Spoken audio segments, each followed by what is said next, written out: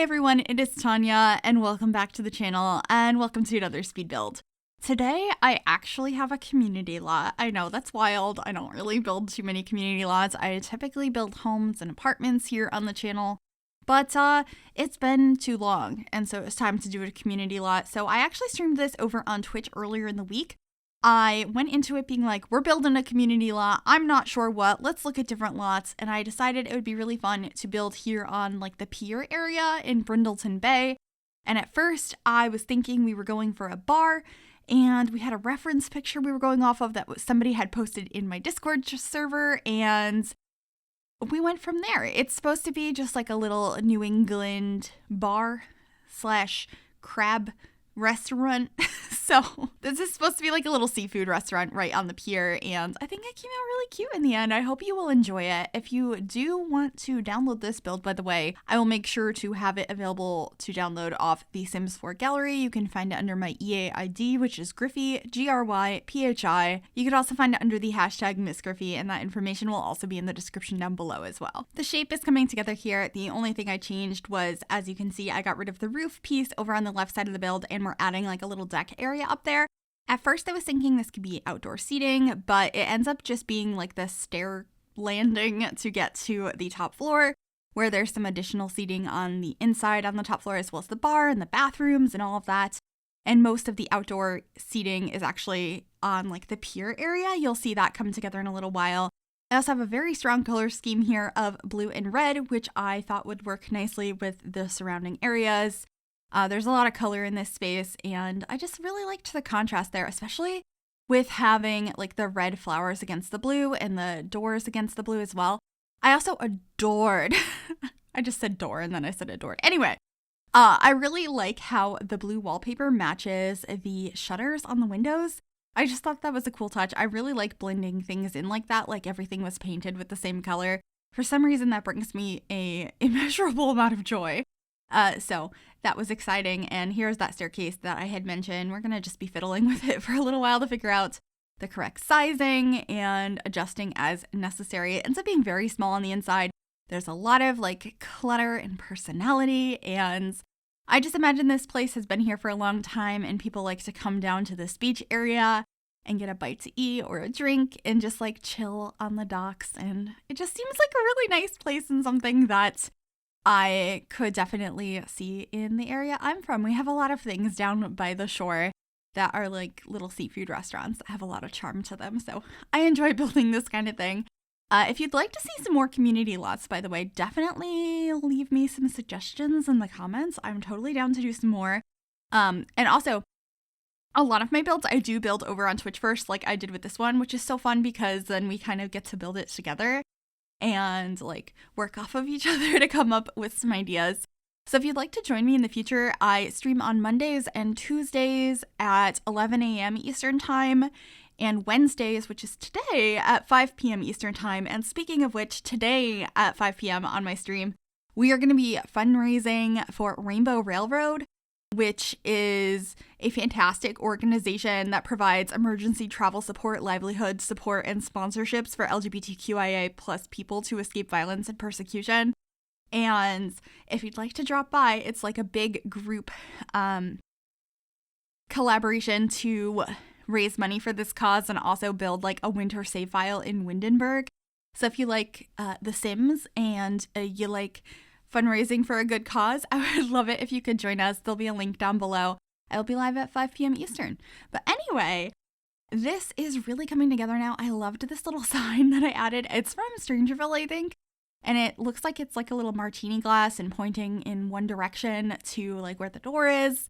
And I was originally thinking this was a bar, and there is a bar on this lot. So you could run it as a bar or you could run it as a restaurant, because we still don't have the ability for things to function properly if they're not like a specific lot type. I really wish this could be a bar and a restaurant, because that's what I would assume this would be. But, you know, it is what it is. It's The Sims. So, anyway, this is going to be the kitchen space when you first walk in. I ended up using the like cook stations that go through the wall, because I just thought they were so perfect. We have one that goes to the outside, so maybe you could like walk up and order your food there. I know that's not technically how it works in the game, but I thought it looked cool that way. And there's another one heading into the restaurant that way. And then I'm trying to figure out where to put the host stations and just all of the required items for the restaurant lot. And we end up actually having a fish tank in here as well because it's something I often see in seafood restaurants around me. It's either just like fish and they're there for decoration, or it's like a tank of lobsters and that's where they get the lobsters to cook. So I just thought having that in here made a lot of sense with my experience. So when you first walk in, I'm going to be adding a couple of walls here. There's a private dining room on the bottom floor that's really small. This whole place is really small.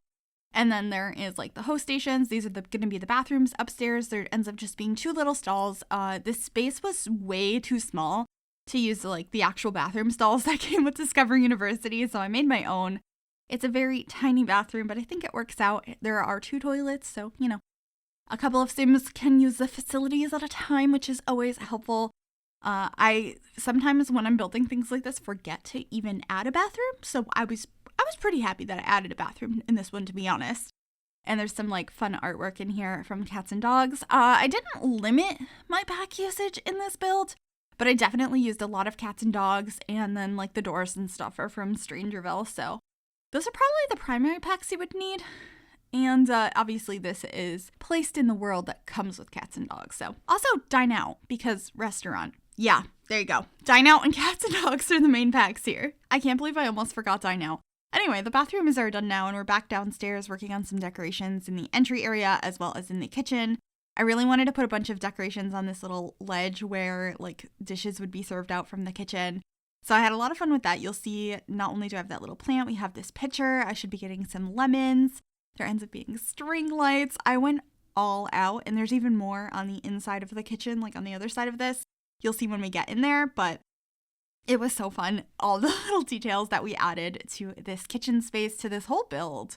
It was just a really, really fun time. So yeah, I'm just excited to be sharing it again because I was super passionate about this build and like smiling so big while working on this.